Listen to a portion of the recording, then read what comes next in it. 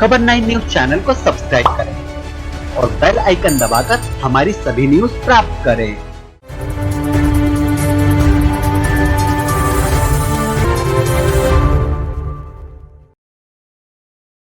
नमस्कार, आप देख रहे हैं खबर 9 और मैं हूं आपके साथ प्रीति शर्मा। जिला कांग्रेस द्वारा डॉक्टर भीमराव अंबेडकर जन्मस्थली पर बाबा साहब की प्रतिमा पर माल्यार्पण कर कमलनाथ सरकार को भाजपा नेता द्वारा खरीद फरोख्त कर 20 मार्च को सरकार गिराई थी। उसी के सम्मान में प्रदेश कांग्रेस के आह्वान पर जिला कांग्रेस के द्वारा भारत के संविधान रचयिता डॉक्टर बाबा साहब भीमराव अंबेडकर जन्मस्थली पर लोकतंत्र सम्मान दिवस के रूप में मनाया गया। इस अवसर पर मध्य प्रदेश लोकतंत्र सद्भावना दिवस के प्रदेश प्रभारी मनोहर बैरागी, पूर्व मंत्री एवं विधायक जीतू पटवारी, देपालपुर विधायक विशाल पटेल, पूर्व विधायक अंतर सिंह दरबार, जिला कांग्रेस अध्यक्ष सदाशिव यादव, प्रदेश कांग्रेस सचिव शक्ति सिंह गोयल, युवक कांग्रेस विधानसभा अध्यक्ष निशांत सिंह चौहान, महू शहर कांग्रेस कार्यवाहक अध्यक्ष पप्पू खान, पार्षद कैलाश दत्त पांडे आदि मुख्य रूप से उपस्थित थे। सद्भावना प्रदेश प्रभारी मनोहर बैरागी ने कहा कि भारतीय जनता पार्टी देश को तोड़ना चाहती है। प्रदेश ही नहीं, पूरे देश में ही यह कुकृत्य भारतीय जनता पार्टी द्वारा किया जा रहा है।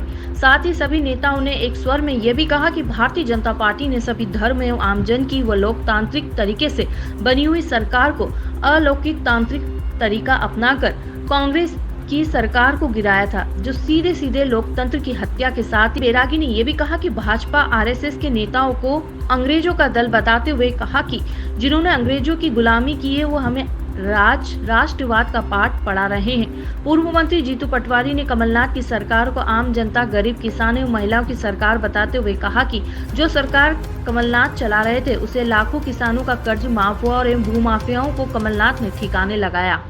इसलिए कि भारतीय जनता पार्टी गैर संवैधानिक काम इस प्रदेश में नहीं सारे देश में कर रही है।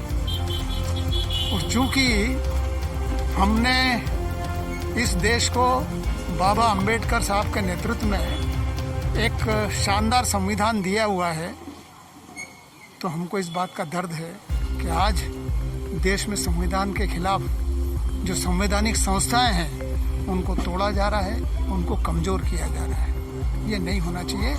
उसके विरोध स्वरूप हम सब लोग इकट्ठा हैं। शहर में देखा जा रहा है, लॉकडाउन के बीच स्थिति लगाई जा रही है कि भाजपा सरकार द्वारा इस तरह की राजनीति करनी कैसा क्या समझा नहीं पाता क्या लॉकडाउन कि अगर लॉकडाउन करना है, चलो ये तो पब्लिक हित में अच्छी बात है।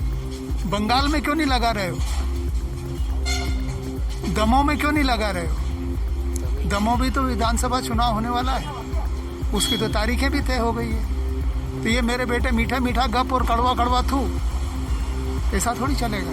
ये हमारे प्रदेश की जनता के लिए इससे बेहतरीन सोचने का कोई दूसरा मुद्दा नहीं है कि सारी दुकानें तो रात को बंद हो जाएगी और शराब की दुकान 10:30 तक खुलेगी, 11:30 तक खुलेगी।